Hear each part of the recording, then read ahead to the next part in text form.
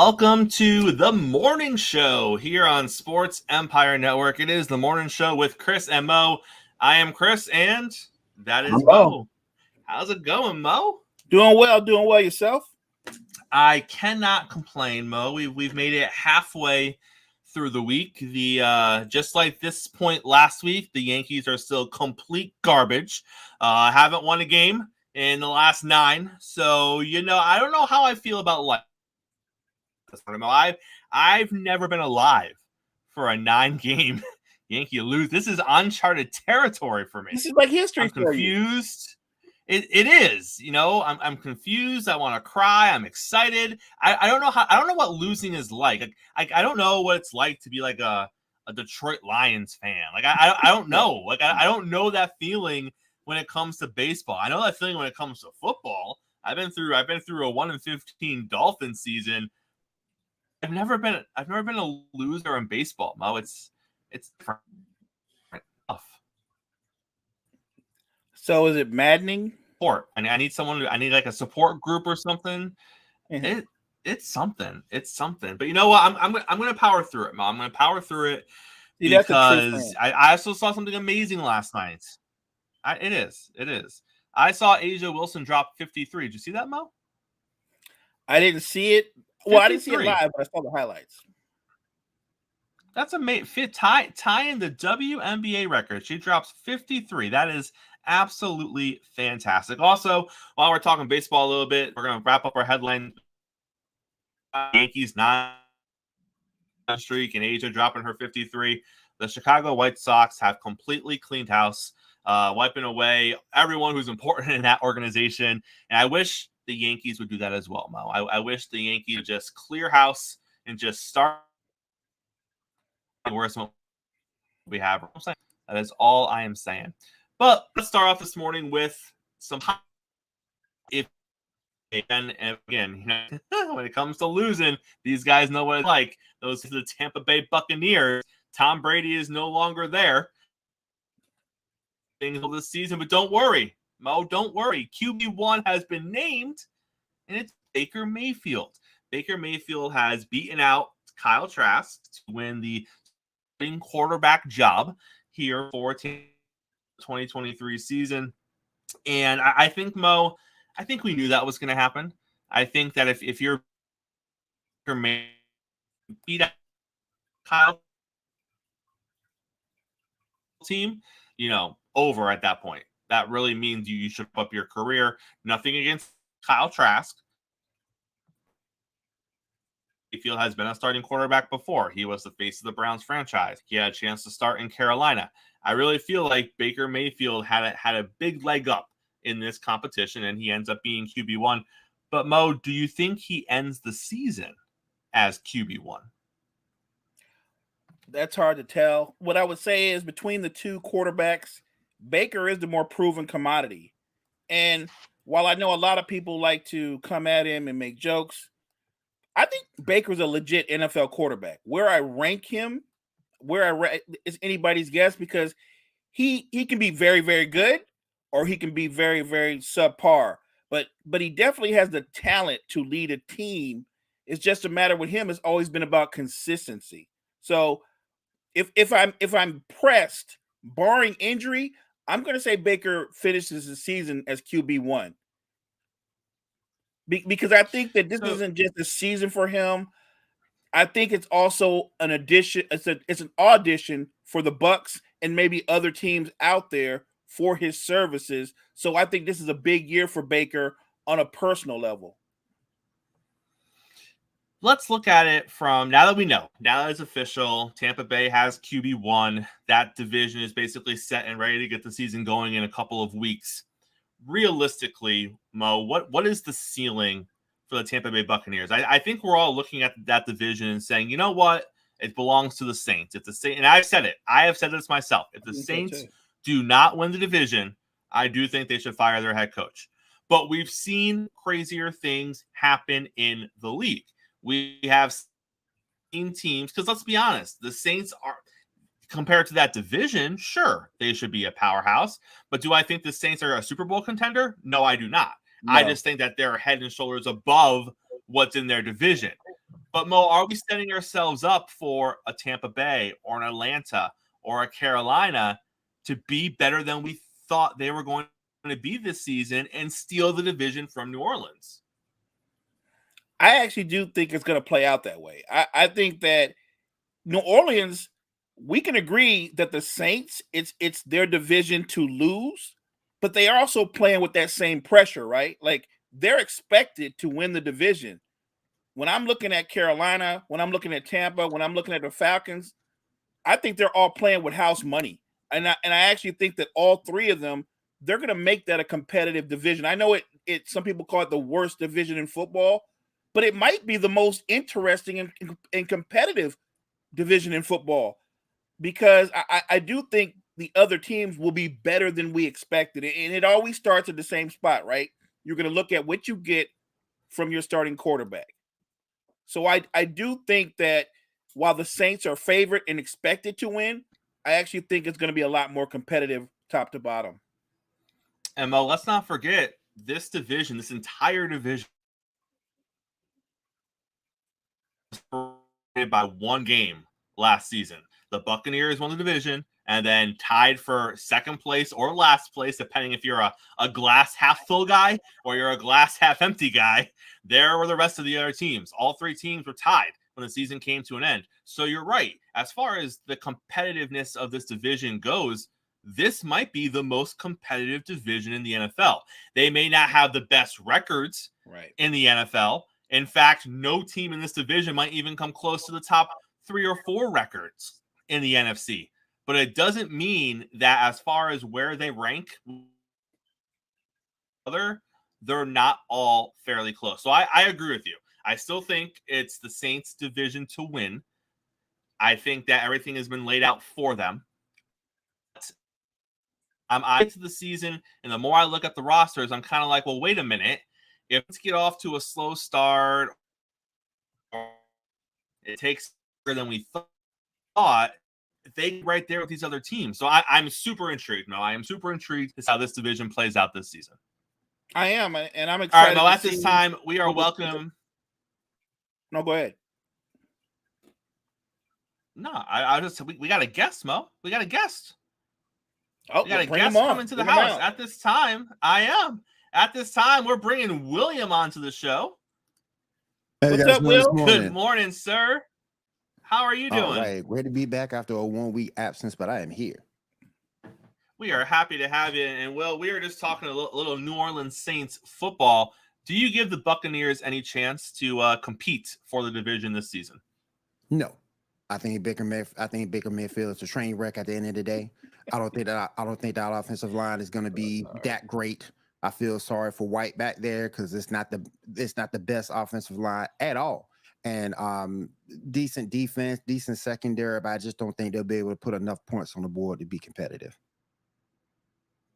Well, who's your team, by the way, my guy? Oh, y'all already know. I'm a Saints fan. Y'all already know. I think it's going to be, but I will say this. I'm respecting what the Carolina Panthers doing. They're doing, and I've said this before on this show, they're doing things the way you should be doing. They're building their team right. They're building it correctly. And I think that's going to be the team in the division that gives us the most trouble because they're built so well and so solid. You know, like you thought they have a rookie quarterback. I think they're still going to be good. I think it'll be very good. I think there'll be a game behind us. I think we're going to win the division, 10, 11 wins. They'll be right behind us because they're solidly built. So it's going to be a knockout drag out between those two. I'm not worried about the Falcons. I'm not a Desmond Ridder guy at all. Not worried about the Falcons. I think you're going to see Bijan Robinson getting all this hype in fantasy. I think you're going to see a lot of loaded 8-man fronts. It's going to force Ridder to throw the football, and I don't think he'll be able to do it. And like I say, Tampa Bay is going to be a train wreck. So I think it's between the Saints and the Panthers. If the Saints don't win the division, do you need a new head coach? Yes.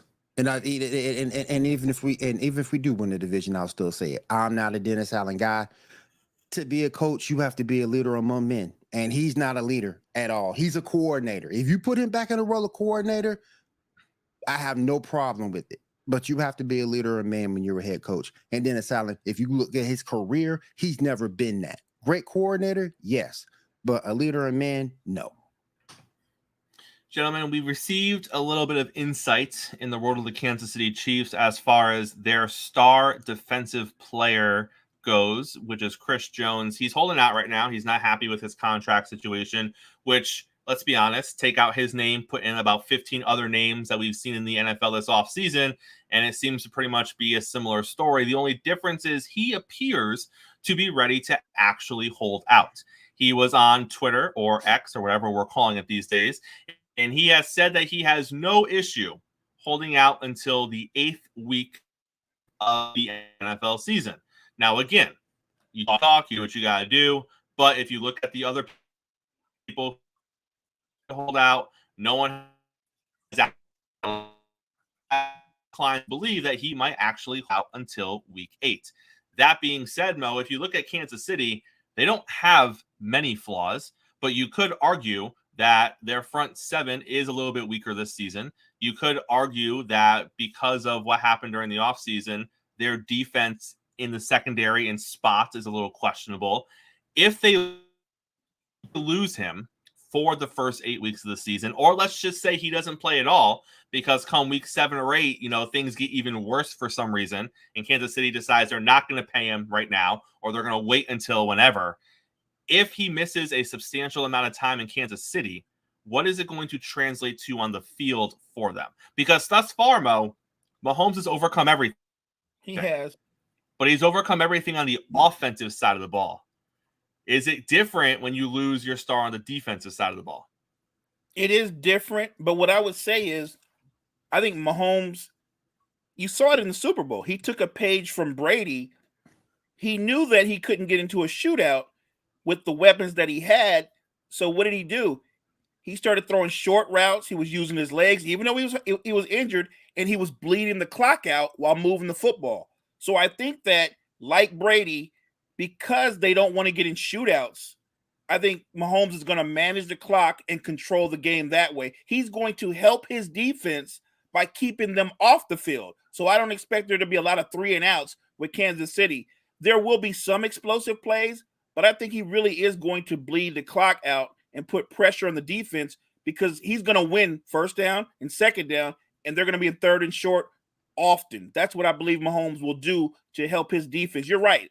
Their defense has changed. They've lost some pieces, and they're relying on some new faces and some younger faces, and you don't know what you're going to get from those new players. You do know what you'll get from Chris Jones, right? Everybody knows that. He's one of the best pass rushers in football. He's an elite playmaker, has a huge impact on the game. They've got to get him in there. They've got to get him in there ASAP. The idea that he's good to sit out for like 8 weeks, that's crazy, because I do think that will impact the game. As great as Mahomes is, look, I think their record will be fine, but you're putting a lot, even more on him, because now you're asking him, if they go up against an elite offense that throws up 28, 35 points, you're asking Mahomes, who's very capable of doing that, to get into a shootout. We know what you can get from him. We know what you can get from Kelsey.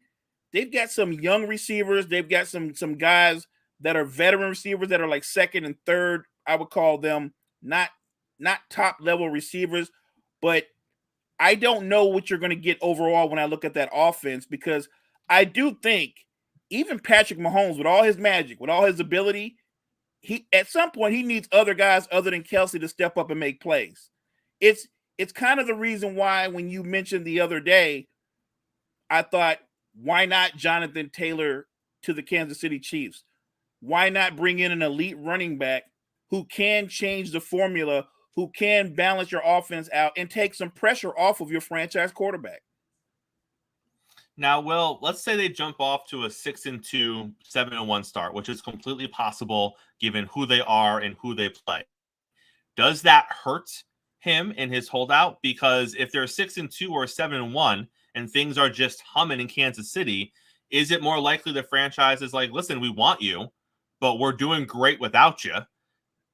Why? What leverage does he really have here if it's not impacting wins and losses? I don't think that will be the case, because of the fact, if you look at their schedule always has a challenge somewhere in between there. if you go back and look at their schedule. So I think they do need him. That's a completely different defense, and your offense will have to be worked around that. And Mo was saying Patrick Mahomes will have to keep him off the field. I think Andy Reid would do more of run Pacheco more, use Jarrett McKinnon more. And as far as the passing game goes, short intermediate routes to Kelsey. Kadarius Toney got to put up some work now. You got to put up some work because that offense is going to have to make up for like a defense until he comes back. And if you look at his stats from last year, I don't know why they have a problem signing that man. I don't get it. If you want to look at, he's not Aaron Donald, but those numbers are Aaron Donald like. So I don't understand why they have a problem, in signing him when he's proven time after time after time again. He's a proven talent. I don't understand that. And look, the thing about somebody like Jones is maybe the value doesn't kick in as much throughout the regular season, but he's big. Yep. His impact is even bigger in the postseason. And don't forget, need a guy like that to be able to turn the corner and make a play that either turns the tide or impacts the game with the turnover. That's where his true value is in the postseason, because he can make a play where there's not a play to be made. And don't forget that division is going to be a little bit harder. The whole conference as a whole is going to be a little bit harder. So eventually they're going to need him. They got to, if memory serves, they have a rematch with the Eagles coming up this season. That's later on down the line, but they do have a rematch with the Eagles. You're going to need him. So I don't understand why they won't sign. Get that man what he wants. Give him what he wants. You're treating him like a running back. If I'm Patrick Mahomes, I'm checking the Google this morning, and I'm like, oh, I'm still the 8th highest paid quarterback. They didn't raise my salary. I'm still taking money away from myself for the team. What are we using the money for? Why are we not going out and signing my equal on the defensive side? Because if you look at all the defensive players, he would be the closest on that side of the ball to what Patrick Mahomes is to the offense. Yep. And if Patrick is taking a cut, and I'm not saying he's the guy to walk around and be like, hey, but if I'm Patrick Mahomes, I'm at least thinking, hey, I'm giving back money. I'm not taking all the money so we can keep this squad together. And you're gonna let him hold out for 8 weeks? Come on now. And I'm one of the few people. Andy Reid can overcome almost anything. But I think later on down the year, that's really going to hurt. Plus, I'm starting to question this receiving core, because if Toney continues to stay hurt, Sky Moore hasn't necessarily moved himself ahead of the pack. You've already lost Juju to New England. So I'm starting to question that receiving core. They really need a productive season from Sky Moore. He's got to step up. He's got to be a bigger part of the offense. If he doesn't give them anything this year, I don't think he'll be on the roster next year. I don't think he will either. Because at some point you have to contribute in terms of touchdowns, not just a play here and there to move the chains. You have to contribute with touchdowns, and he hadn't really done it yet. And guys, winning covers up everything, right? Winning in the NFL, winning is the end all be all to any questions or criticisms for the most part. But you have to look at it and you have to ask yourself, if this team wasn't consistently going to AFC title games, if this team wasn't winning Super Bowls and they were just getting into the playoffs, would you look at it and say, well, wait a minute, why aren't they putting weapons around Mahomes? Well, wait a minute, why does Andy Reid think he can? Go ahead, Will. Go ahead. Real quick, too. I'm sorry to interrupt. I do want to answer that question in chat. Would I give a big contract to a 29-year-old defensive player? That 29-year-old defensive player has more impact on his side of the ball than anybody else on that team. So, yes. If he was a Ham and Egger, if his stats didn't say otherwise the previous season or previous seasons, I got you. And he's a 29-year-old defensive end. And he's a 29-year-old defensive end, not a 29-year-old running back. Yep. Difference. And like I was saying, gentlemen, is there a point where we start having that conversation, kind of the Kyle Shanahan conversation? Kyle Shanahan thinks that he can win with any quarterback, that he can make any quarterback into gold. Are we getting into a situation where Andy Reid thinks that he can put anyone he wants to around Mahomes, and Mahomes is just going to make it work because he's that great? And he's proven so far he can. He's proven so far that he is. But Will, like you said, there's a point where you need to give the man talent around him. And we saw this happen with Brady, and same situation. Brady gave money back to the Patriots, and they were rarely ever able to put a talent around him on offense. He had people here and there. I'm not saying he worked with scrubs, but at the end of the day, for what he was given back, for the expectations of that team, he never consistently had that guy. And I know that Kelsey is there, but Kelsey's a tight end, and as great as he is still a tight end. You had Tyreek there. You let him go. It is what it is. I understand it. But at the same time, what have you done? And right. I don't know. And like I said, if they keep winning, we're not going to hammer this question home. But you have to wonder, are they playing with fire? And there's going to come a point where they can't keep doing these things. And it might I be think that Kyle Shanahan. All right, gentlemen, let's jump over to. No, go ahead. It might be as early as this season. Mo, finish us off. I was just going to say that I do think that Andy Reid has a little bit of the Kyle Shanahan bug, right? And it's a history of that. Even when he was with the Eagles, they didn't really surround McNabb with a ton of talent. They had McNabb and Brian Westbrook, and for the longest time, they just had fill-in wide receivers until they finally went out and got T.O. Remember, they went to 3 conference championships with a bunch of number 3s at best at wide receiver. So at some point, your coach, your play caller can be a little bit arrogant. And I think even more so when Patrick Mahomes is your quarterback, right? You get to the point where you figure out Pat will make it work. No matter what, whoever I put out there, Pat will make plays for them. He will make them better than what they are, which I do believe to a degree. But at some point, you do need playmakers to make life easier for him as well. All they take is unfortunately, I think that's right. That's right. It's going to take an injury. It's going to take them not winning the division. I'm not saying this will be the year, but to Will's point, it could be, because who knows? We just assume that Mahomes is going to go out and put up the same numbers that he's done his first 4 or 5 years in the league with the crew he has. Well, what if there is an injury? What if Moore can't go to the next level? What if he doesn't have, I forget the name of the rookie that's looked in Kansas City training camp this offseason, but what if he doesn't look as good in the regular season? There's a lot of what ifs that we weren't talking about a couple years ago when Tyreek and Kelsey were on 1A. So now when you don't have that, you just assume everything's going to work out, but we don't know. So interesting conversation around that division this morning, gentlemen. But let's pivot a little bit to the NBA. And the James Harden saga continues. So the NBA came out yesterday and said that, I know, they said we are fining James Harden $100,000 after our investigation into his comments in China, in which he called Morey a liar. Shortly after that, the Players Association came out and said, hang on a minute.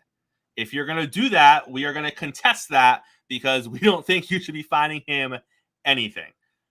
Well, if Morey lied to him, and I get it, I get what the rule is. The rule that the NBA is basing this off of is this idea that a player cannot go to the media and go to the public and say things to put them in a situation to force a trade or demand a trade.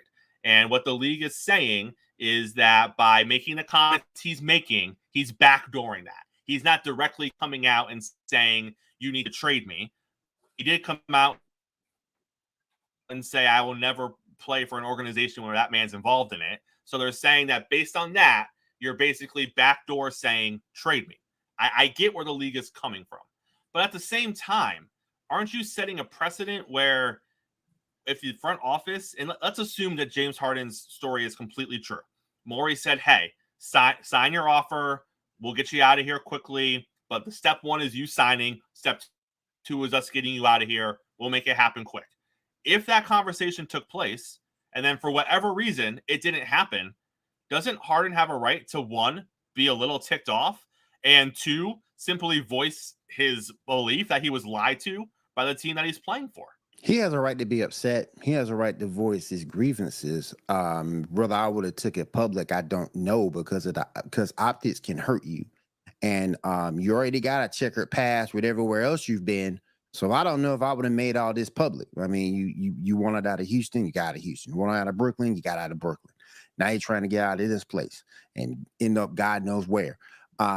Optics hurt. And if I was him, in my opinion, I would have kept the whole thing as private as possible. But yeah, you're right. He does have a right to be hurt. He does have a right to be upset and to voice his grievance. I just wouldn't have taken it publicly. Now, Mo, do you think, and again, I'm putting a lot on Harden's plate here as far as the big picture goes, but do you think he's seeing this as an opportunity to make him not the bad guy?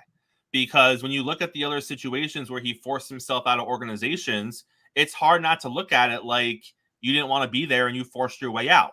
But Right. in this situation, he's almost saying, listen, guys, he told me they would trade me. He literally said, sign the offer, we'll get you out of here. And now he's not living up to his word. No, I'm with you, Chris. Look, here's the thing about Harden, though. Look how you left Houston. Look how you left Brooklyn. You wanted to go to Philly. Now things haven't panned out as well as you'd like, and now you want to leave Philly. You made that public as well too. I'm not sure there's a way that James Harden can look like the good guy. I would actually make the case that in this situation, they're just two bad guys.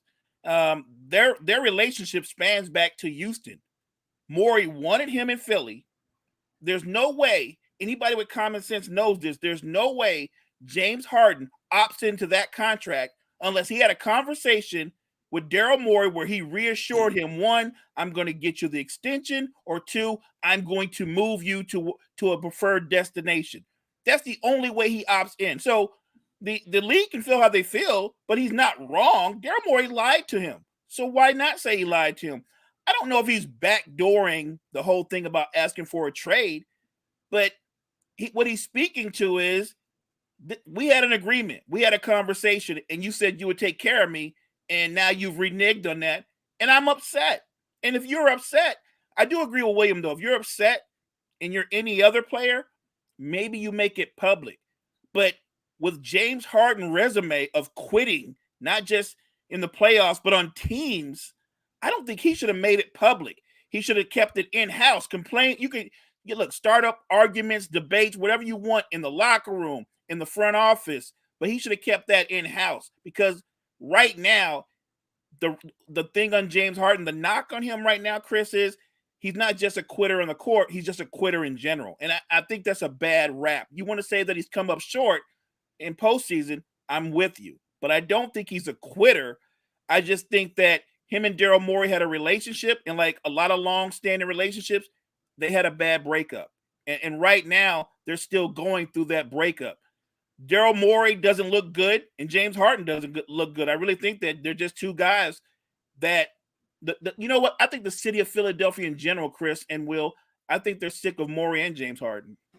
I also want to go back to the chat for a second. First of all, Steven Chambers, hold up, man. Hold up. Now, you up here telling some trade him to the Lakers. A, how? B, why? Why are we turning this into a Lakers conversation? Why are we turning this a Lakers conversation? Why would the Lakers want him? Why would they want him? You're good where you are. You had the best trade season ever. So why would you even mess up your team chemistry like that? And we're going to take the ball out of LeBron's hand. Right. We're going to put in James Harden's hands. Right. I don't think so. And number two, my girl Jura come through once again. I agree with her that all this stuff, all this Harden talk is going to eventually overshadow his play. And with the way he played in the playoff stuff last two games, Harden need to sit down and shut up. You played terrible those two games. You had two good games and two worst games in that series. Sit down, shut up, refocus, and play. That's what you need to do. And gentlemen, the Chicago Bulls came out yesterday, and Lord, we're talking about my Bulls. Oh Lord. We're talking about my Bulls. Oh Lord. The Chicago Bulls came out yesterday, and they stated that they want to keep DeMar DeRozan, and they see him as part of their future long-term plan. And I know right away on the surface, you look at this, Will, and you're like, well, first of all, no organization is going to come out and be like, no, we don't really want him here. We're kind of stuck with him right now. You know, if we can, they're not going to say that. But, Will, looking at whatever you think the long-term plan is for Chicago, do you see a reasonable long-term plan that involves DeMar DeRozan in Chicago? The problem with that is his age. If you go back and look at how old he is, he's not going to be around long enough to see any ending plan. great player. I'm not gonna say and knock him. I love him. A great mid-range player. But that team needs a whole hell of a lot, and that team needs some size. I understand JaVale McGee's a free agent. Maybe they go get him. But man, I'm still mad about your boy. Zoe not being there. Hopefully he can come back. He put out a video the other day, just telling Stephen A. Smith to go to hell and I'm gonna be back. So hopefully he can come back and play well because this team needs a point guard bad. They had a chance to get one in the draft. They didn't do it. They had a chance to bring Derrick Rose back when he got released for some damn reason. They didn't do it. I don't understand that. But this team needs a lot. And I just look at DeRozan and his age, man, what y'all give him 2, maybe 3 more seasons at a high level? And that'll be about it. Most long-term plans take what, 5, 6 seasons? So, Right. I just don't think his career outlives to see what those ending plans are. And Mo, do you think DeRozan finishes his career in Chicago, or do we see him moving?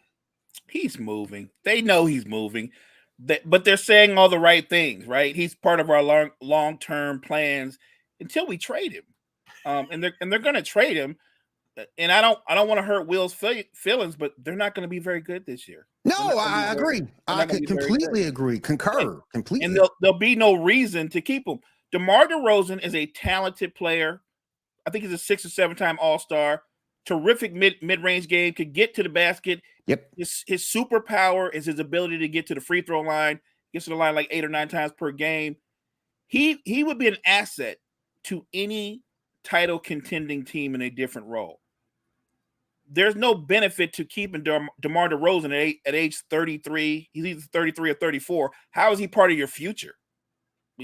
That doesn't make any sense. And look, I believe Vucevic is on the other side of 32. Right. So what are your plans? Because I'm looking at Chicago and you've got good players, but none of the three, not Vucevic, not LaVine, not DeRozan, none of them are franchise players. Nope. They're very good players. They're the kind of players that play beside the franchise player, and you don't have that. Or as a cohesive team that can get it done. I think if you had a good point guard there, somebody can lead the offense. I'll throw Mike Conley in there, for example. Mike Conley can run that offense, get them where they need to be, get them into their spots, and keep them competitive. They all would gel. I think those players, while they're not legendary players individually, I think as a team, they could get it done with the right build. And right now, the Bulls have no idea how to build. And this team has been straddled with a bad front office ever since Garpax. So you get rid of Garpax, look where you are now. You're not contending. You're not contending at all. So it's frustrating for Bulls fans because you look at every team has a plan. Look at the Lakers, they got a plan. Even Boston has a plan. But if you look at what the Bulls have, they don't have a plan. They don't have a roadmap right now to be a contending team. They're in NBA purgatory, actually. Exactly. And that's so frustrating to Bulls fans as well as season ticket holders too. They're not bad enough to get a lottery pick. They're not going to be bad enough to get a lottery pick, but they're just good enough to probably just make the play-in or miss the play-in. And remember, I don't know if you remember, Mo. I don't know if you remember. That was the same reason why they got rid of Jimmy Butler, because they were going to be a contending team but never get over the hump. So they tried to trade Jimmy Butler to get better with those picks from Minnesota, and that's how I ended up with LaVine. So, I don't understand that logic. That's a good lesson for front offices. Mm-hmm. Maybe you can bring in a more talented player, but it doesn't mean the more talented player is the better player. No. Zach LaVine is more talented than Jimmy Butler. He's nowhere near the player that Jimmy Butler is, or the leader that Jimmy Butler is. So talent doesn't trump a lot of other things. And so I look at the Bulls, and to me, why not move LaVine? Why not move DeRozan? Why not try to get rid of Vooch? You guys. Your boy Anthony Price said in the chat, Bulls should do a fire sale and rebuild. I 100% completely agree. Completely 100%. Agree. There's nothing there, and I've never been a Billy Donovan fan, even when he was in college. Here's the thing, gentlemen. You said the Bulls are in purgatory. And what does purgatory do? It gives you hope because you know you're too far away for the lottery picks, but you also look at it and again, you got those glass half full people. They look at it and they're like, man, we're a borderline. If we could just get up one level, now we're past the play-in and now we're a playoff team. And as a logical person, you two can sit here and look at this and be like, no, they're not one level away. The best they are is a play-in team. But when you're in the front office, they struggle. They struggle to see the other side of it. And that's where front offices are important. That's when, and they haven't been winning for a minute, but that's why you look at the San Antonio Spurs. Perfect example of what a front office should be. Have a plan for your team so you can compete down in the future. That's probably the best front office in one of the best front offices in basketball. And I'm not a glass half full fan. I'm a realist, and I know we suck. And I don't think a playoff appearance, will be enough to really quench Bulls fans. And like I said before, I've never been a Billy Donovan fan. I don't understand why we hired him. I don't get it. So, they're doing themselves a disservice. Press the restart button, start over. I'm with you. Gentlemen, with you, Will. Cleveland Guardians pitcher Tristan McKenzie, young talented player in Major League Baseball. He was on Mookie Betts' podcast this past week or earlier this week. And the reason I bring this up is because this was a wild interview. If you didn't see it and you're listening right now, after the morning show is over, go watch this interview. But during the interview, Mookie was talking to Tristan about the fact that he names his most valuable possessions. And here's what I mean by that. His car has a name. It's Stella. The chain that he wears around his neck, number 24, it's Jackie. His watch is named Artemis. His bag that he travels with is named Griselda. The glove that he used in college when he was an All-American is named Ace. The glove he used last year as a Guardian, it was red. He named it Ruby. He said that if an item means a lot to me and I use it every day or almost every day, I'm going to name it. And as I'm sitting here watching this interview, guys, I said to myself, I gotta talk about it on the morning show because I've heard people naming their cars. All right. I've heard of people naming not so nice cars a name. I totally normal. It is what it is. I have never heard of an athlete or anyone naming watches and phones and am I missing the boat here? I think you're missing the boat. I think you're missing the boat. I'm missing the boat. William, will you name your stuff? What do you name? Because my mic is named Monique and my Rodecaster Pro 2 is named Unique. So don't you sit here and tell me that ain't right. You missing the boat. Monique and Unique. There you go. Don't sit here and tell me you missing the boat. I feel like you need more friends. I just think you need more real life friends. But I get it because I'm not gonna lie. But I get it because as he's going through the list, at first it was all women's names. Mm-hmm. So I'm like, oh, he's just naming his stuff like attractive women names. Then he throws in Artemis, and I'm like, well, now I'm really missing the boat, Will, because I don't know what's going on now. I need to get out more. but I get it. But I get it because these are things that you use, be it a hobby, be it a job. This is stuff that you use every day, and it's equipment that you're passionate about. So I get it. I get it. I don't put the man down for that. I get it.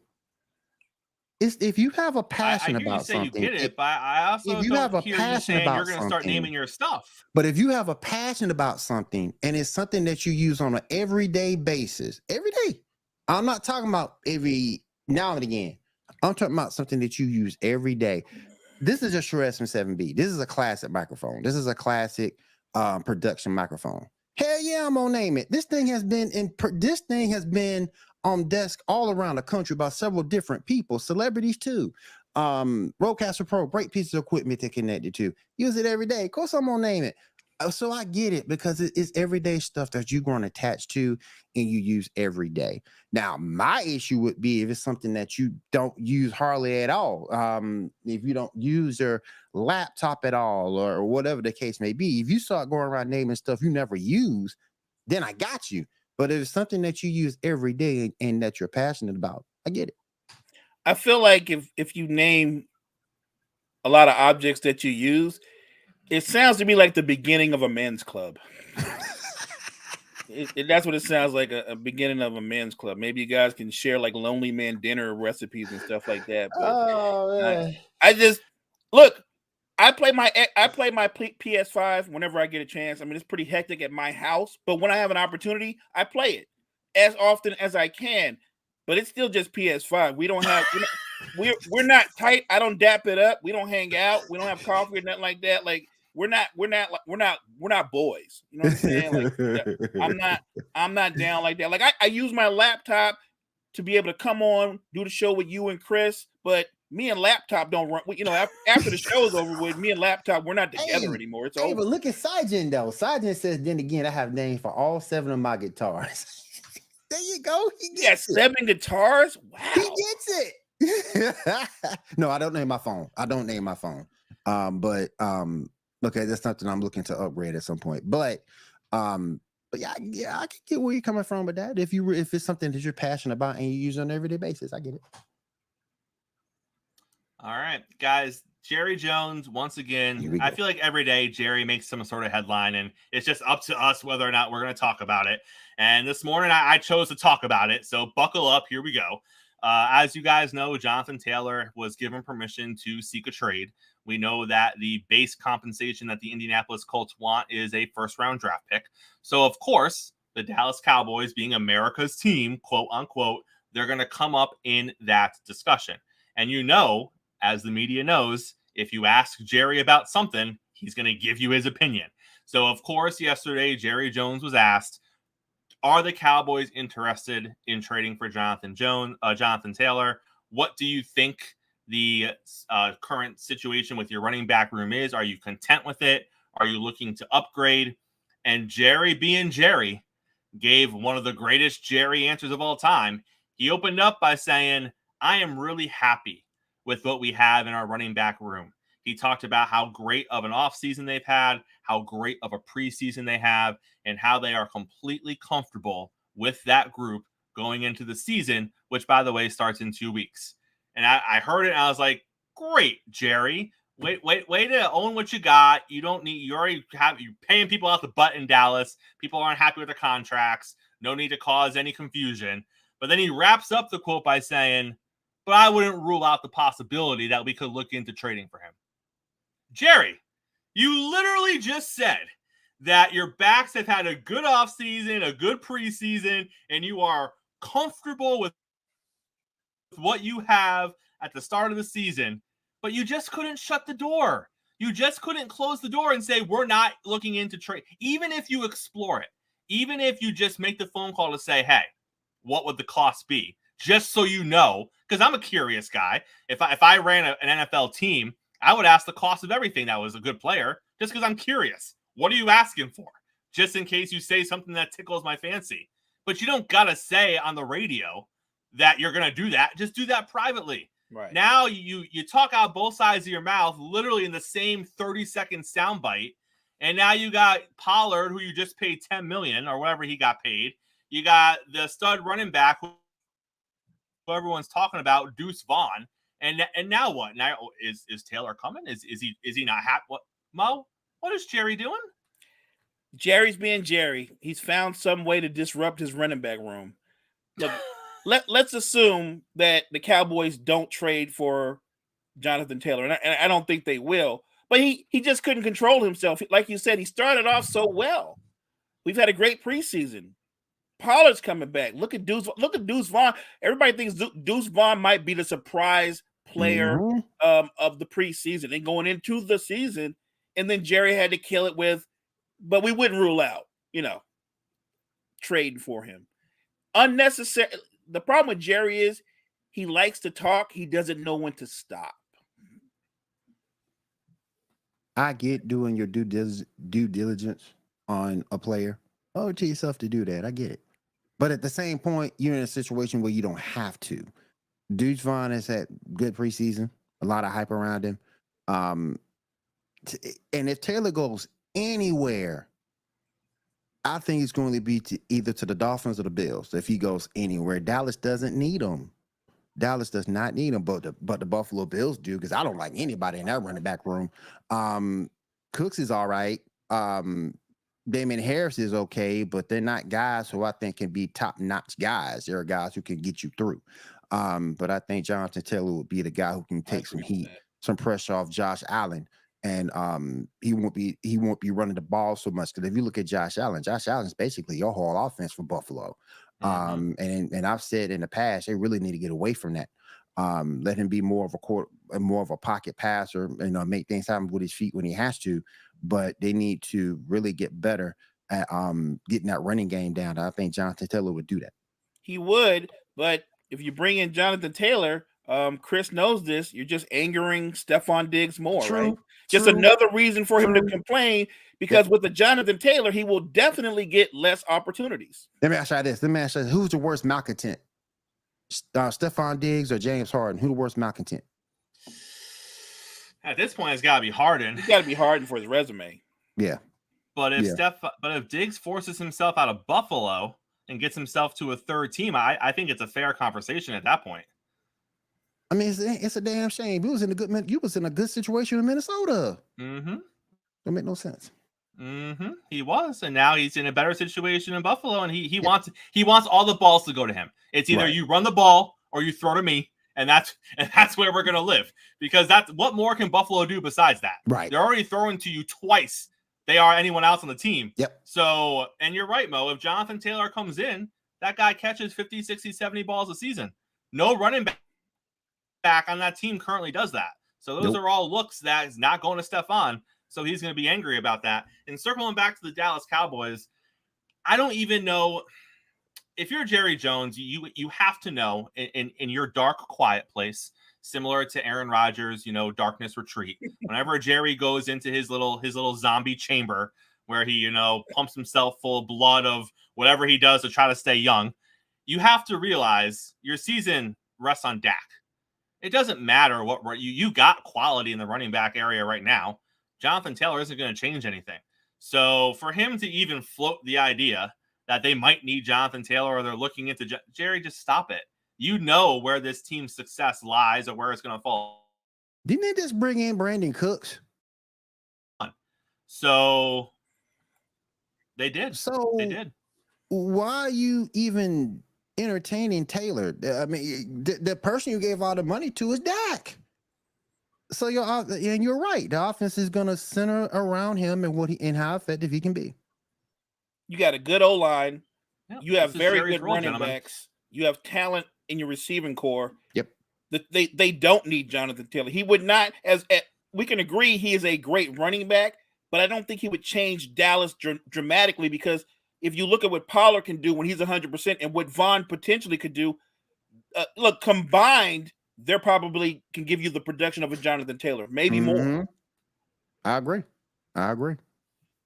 And Mike McCarthy has already come out this preseason twice, at least I've noticed, and said that they're putting more on Dak's plate and they want Dak to be more of a playmaker. And none of that in my mind says Dak's going to turn around and hand the ball off to whoever's behind him.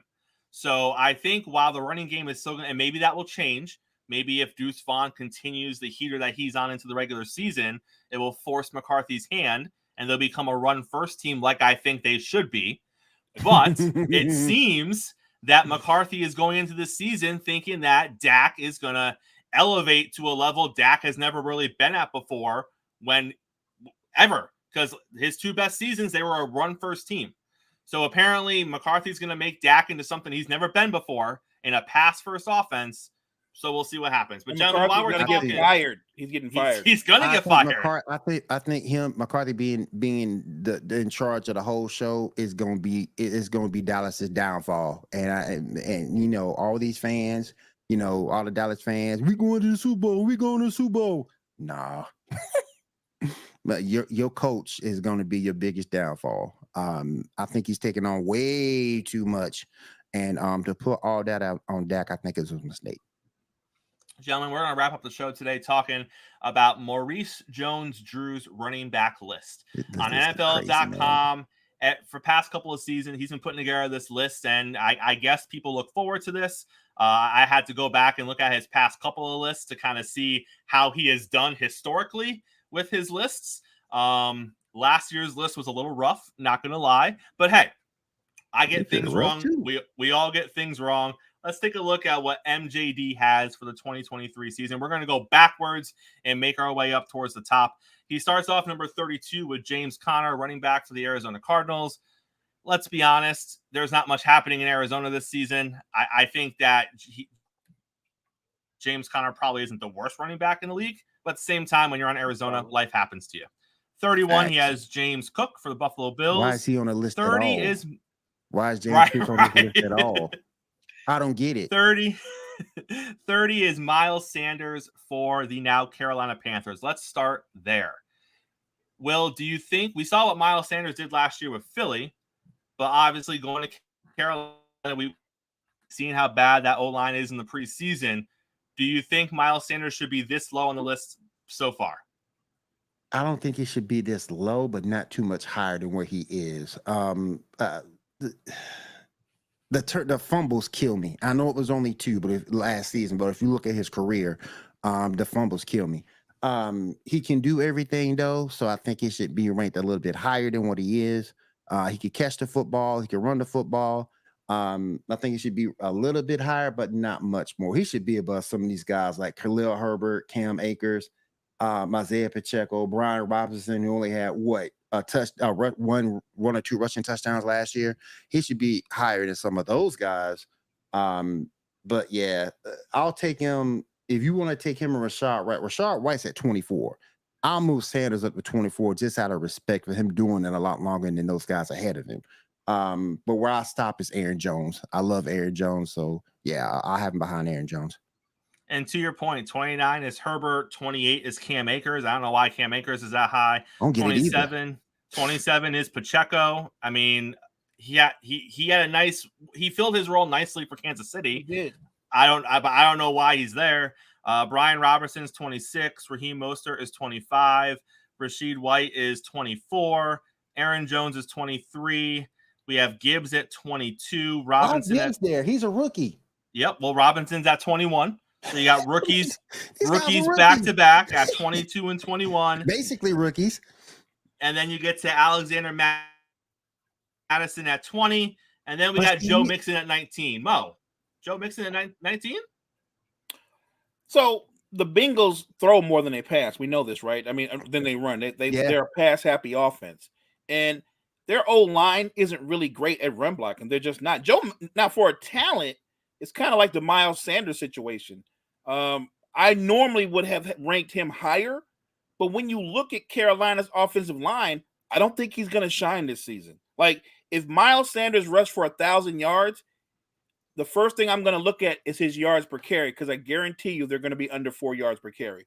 So when I look at Joe Mixon's a good running back, but they don't feature him in that offense, and they're not really a run-first team.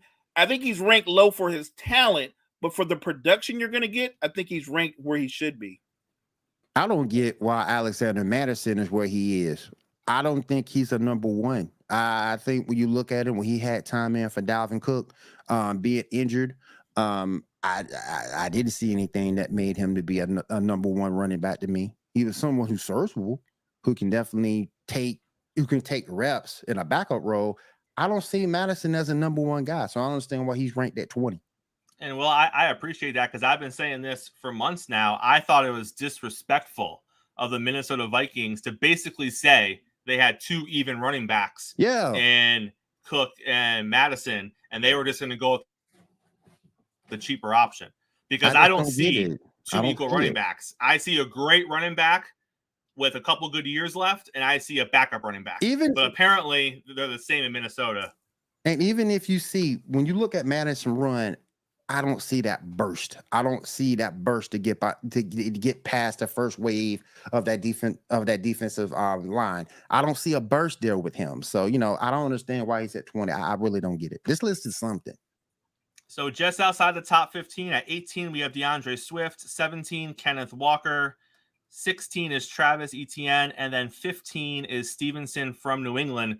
Will, do you like all those guys hovering outside the top 15, or in Stevenson's case, at 15? Or do you feel any of them should be in the top 15? I like Travis a step above Stevenson. I like Travis a lot. I like Jacksonville a lot. The offense is going to be something. With Trevor Lawrence doing this thing, got Calvin Ridley there. I think that offense is going to be explosive and it's going to open up for Travis a lot. So I like Travis a step above Stevenson. And Mo, just inside the top 15, we got two backs coming back from injury. 14 is Breece Hall. 13 is Javonte Williams from Denver. Too high, too low?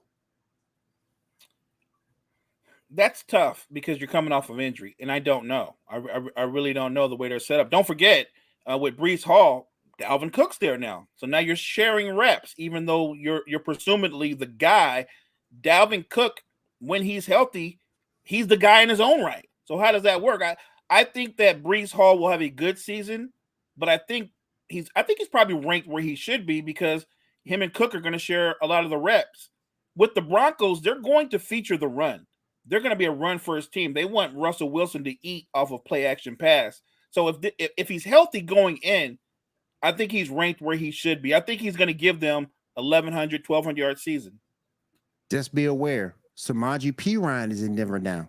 So you know what? Perine's a good player. He'll get opportunities. You're right. So if Williams falters or can't come back healthy, they'll put Perine back there, and he's a good player. Look, you know, and I know that Sean Payton has no problem playing running back by committee. Oh no. Mm-mm. Gentlemen, just outside the top 10, we have Dameon Pierce and J.K. Dobbins. And then we kick off the top 10 with Najee Harris. Will, how do you feel about Najee being at 10? I thought it was high. That's really high. I got a problem with Najee being there because if you go back and look at Jalen Warren is doing business. He's playing really, really well in the preseason and played and has been playing well. So I got a problem with Najee there. It's like he bogs down the Steelers offense. And I just really see Jalen Warren in that spot. And J.K. Dobbins, my issue with J.K. Dobbins, why is he number 11? He's always hurt. Go back and look at how many games he's missed. He's always hurt. I would have put Dameon Priest above both those guys, just above available. And he suffered a little injury too last year. But I would put Dameon Priest over both of them, just over talent and health. Number 9, Mo, is Tony Pollard. Then we got Jonathan Taylor at 8. Is 8? I know he's coming off an injury, but if you look at what he's done his first few years in the league, is 8 too low for Jonathan Taylor? I don't think it's too low this season because remember, they're starting Richardson at quarterback. And I got to guarantee you, every team that plays the Colts, they're playing 8 men in the box. Mm-hmm. They might even have 9 men in the box because they probably don't think Richardson can beat a one-on-one coverage at all at this stage of his career. And that might be correct. So I think Jonathan Taylor will have a bounce-back year, but it's going to be a tough year. Like, if he gets you 1,300 yards, my guess is his yards per carry won't be what they normally will be. This is going to be more 3 yards in a cloud of dust, Jonathan Taylor, because of Richardson.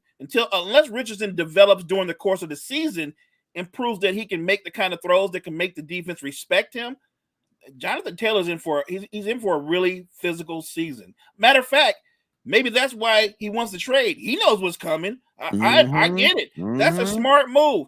That's a smart move by a running back. No disrespect to Richardson, but if you're Jonathan Taylor at age 24, you play with that rookie quarterback, you're going to age like 2 more years. So that's a really smart move. Get out while you can, Jonathan Taylor. And don't forget, Marvin Harrison ain't coming through that door. Nope. No, he's not. Or Reggie Wayne. Nope. No Reggie Wayne. Nope. Now, gentlemen, this is going to upset Freddie because he will tell you all day and all night that RB1 in the NFL is Saquon Barkley. But according to MJD, Saquon Barkley is number 6. Will, do you have Saquon outside of your personal top 5? Is he too low here? I think he's too low. If you look at just that talent alone, I think he's too low. Plus the fact he's going to be used frequently and a lot this season. Brian Daboll is going to use he's going to get a lot of carries. He's going to get a lot of opportunities.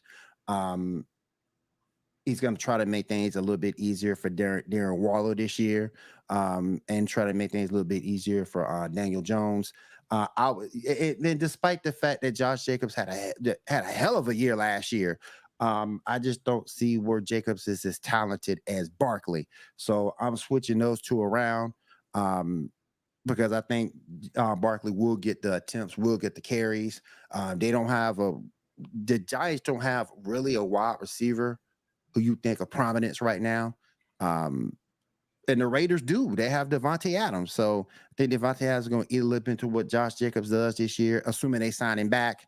But I would move Barkley ahead of Josh Jacobs. I would too. And to your point, Will, I mean, the Raiders are going to be a tire fire this year, which means they're going to be down. They're going to be down a lot. When you're down 2 or 3 touchdowns, you're not running the football. You're going to be throwing. So I think he'll run the ball a lot in the first quarter. And hopefully they can get out to a lead at some of those games. But once you're chasing 10, 13 points, you're not running the ball anymore. At that point, and I say this lightly, you're airing it out with Jimmy Garoppolo. All right? Say it lightly, I say that lightly. Yes. But either way, you're not running Jacobs. And I like Josh Jacobs. I do. Mo, the rest of the top 5. What he can't do is he can't do what Saquon can do. Saquon can have 11 carries for 60 yards, and you think you're kind of controlling him, and then the next carry he takes to the house for 60 yards out. Yep. Josh Jacobs doesn't have that in him. He's not that kind of guy. That man is he's talented, he's gifted at the running back position. And I think he should be ahead of shoot. I'll wait to get blasphemous a little bit later as we go through this list. I'll wait. And the rest, so Jacobs is at 5, and then Mo, the rest of the top 5 was Eckler at 4, Chubb at 3, Henry at 2, and McCaffrey at 1. Will, I see the hand is up. What's the issue? Here's where I get. Be careful, Will. I'm gonna be careful. I like him, but I don't get it. Derrick Henry is 29 years old. Is about to hit 30. Yes, he is. At some point during this season, he's gonna break down. He's gonna get hurt. I don't see how that team continues to do things with Tannehill at the quarterback spot. I've never been a big Ryan Tannehill fan. To be honest with you guys, because of his age, his opportunities, I would switch Saquon with Derrick Henry. I would take Saquon to move Henry down to 5 because you have a younger player who's going to get just as many opportunities. He's in a better offense and he has a better quarterback. So I would actually take Barkley number 2 and move Henry down to 5. I would say, to me, when I look at Derrick Henry, I think Derrick Henry is one of those exceptions to the rule. He's actually a throwback kind of running back. I think that Derrick Henry is going to have a 1,000-yard season at age 29, at age 30, and age 31. Even maybe they won't be prolific like 1,600 yards, but I think he's one of those kind of guys that will age well. And it's unique because he's a contact runner. Most contact runners don't age well. So when you're that big with that kind of speed, but you're a contact runner, he runs through tackles, you usually have a short career. I actually think Derrick Henry is ranked where he should be ranked. As gifted as Saquon is and some of the other guys, we talk about injuries. Yes, Derrick Henry's been banged up a little bit, but Saquon has a history of being banged up as well. That's true too. So when I look at the two running backs between Saquon and Derrick Henry's already proven. Hand me the ball 300 times and I'm good. I love Saquon. You don't want to give him 300 carries. You don't want to do that. No. But at the same point, he can do more at the backfield than Henry can do. Henry's more old school. No argument. He can do more, and open things up for the offense. He's younger, which is my issue. He's younger because once you hit 29, 30, that's old for a running back. He's very similar to Christian McCaffrey to me. I give you that. I think there's some similarities with Saquon and Christian McCaffrey. Saquon might be a better runner. Christian's a better route runner. Yeah, I agree. But I just had I don't. But if you put him number 5, if you switch him, I wouldn't have a problem with it. Because like I said, I like Saquon's talent. I like his age, and I like his situation a little bit better. Because Daniel Jones is, let's face it, Daniel Jones is a better quarterback than Ryan Tannehill is at this point. I'm not sure what that means. I'm not sure what that means either. So by being a better quarterback, it's going to open things up more for Saquon to do what he does different than Henry, which is convert more in the passing game. Let me ask you this, Will. If Daniel Jones has the same exact season as he had last year, will that be better for Saquon? Will it play out? Do you think it'll play out the same way for Saquon? I look for Daniel to be a little bit better this season than the Dable. He will need to be better for them to repeat and get into the playoffs. But if he's going to be the same guy as he was last year, they're not going to make the playoffs. No, but he's going to. But I'm looking at Dable. If you can make Josh Allen better, then to the point where he is now, I think he can do the same with Daniel Jones. I think you'll see Daniel Jones take that one more step.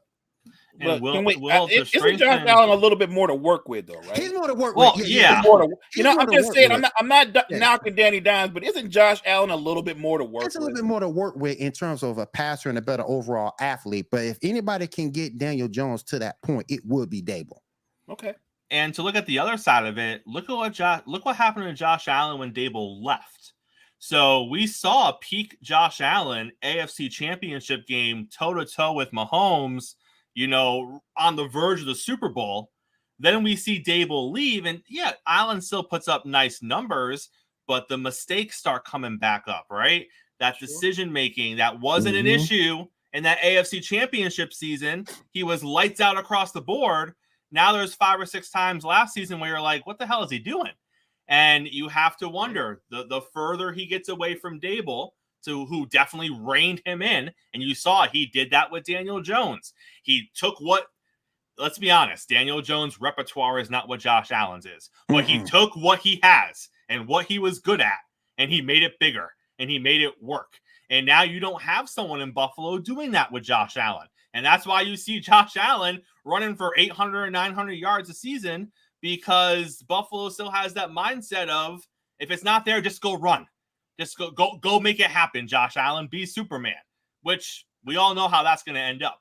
Yep. Gentlemen, do either of you have an issue with number 1 being Christian McCaffrey? Well, I'm a Niners fan, so I'm biased. I'm good. I don't have an issue with it because when you look at, I think with everything that he can do, he can run the football, he can catch the football. He's even a decent pass blocker. I don't have a problem with Christian in number 1. And he's not just a running back that's good out the backfield. Like, he runs routes the way Marshall Faulk used to run routes. Like, you can put him out wide and he can actually run routes. Like, he's that lethal a weapon. So there might be guys that are as good runners as he is, but as a total package, Christian McCaffrey is a bad man. He's a bad man. He is a bad man because also, to Will's point, he may not be the best pass blocker, but he will sacrifice his whole entire sacrifice his whole entire body. You don't see defensive players blow past McCaffrey. Now, if they get the best of him, he's going for a ride. His body's taking a hit and he's being dragged with them. But you see so many backs in the league where it's like they're not even there. Like they either get knocked down or just blown by. That's not McCaffrey. They make business decisions. That's what they do. Correct. Yep. He's in a good spot. Christian McCaffrey's in a good spot right now. The 49ers, they're going to compete for a while. The list, I didn't agree with all the lists, but I think Jones Drew did pretty good this year. This is not bad. I've seen some of his lists in the past that were suspect at a minimum. This one was pretty good. He did have Josh Jacobs 28th on his list last year, I believe. So yeah, he did a whole lot based off of one season. One season, and he's not even haven't reported to camp yet. They ain't even signed that man back yet. Yep, but he's up to the top 5 according to MJD. So that Raiders front office is garbage. Straight garbage. It has been a great morning here on the morning show. I appreciate both you being here. Will, tell everyone where they can find you when you're not here hanging out with us. Man, you can catch me over on the Sports Report page on Facebook. Mondays we talk sports. On Sports Report Tuesday, Sports Report Fight Night, we talk everything in the world of pro wrestling. On Thursday nights, you can find me over From the Sidelines podcast doing player versus team. Me and Zamora getting out talking about the NBA. And then Saturday night, you Geek Gauntlet podcast, my main show, talk everything in the world of geek, comics, anime, video games. We got a comics guy now, so definitely check us out on Saturday nights at 10 p.m. over on Facebook on the Geek Gauntlet page. He just answered a great question for me because I was going to ask Will, like, on the Geek Gauntlet, do you talk about other things other than anime? Do you get into movies and things like that? And now I realize you cover everything, Will. So I think I've tuned in before. I'm going to start tuning back in again because it's always an interesting show. Thank you, man. I appreciate it.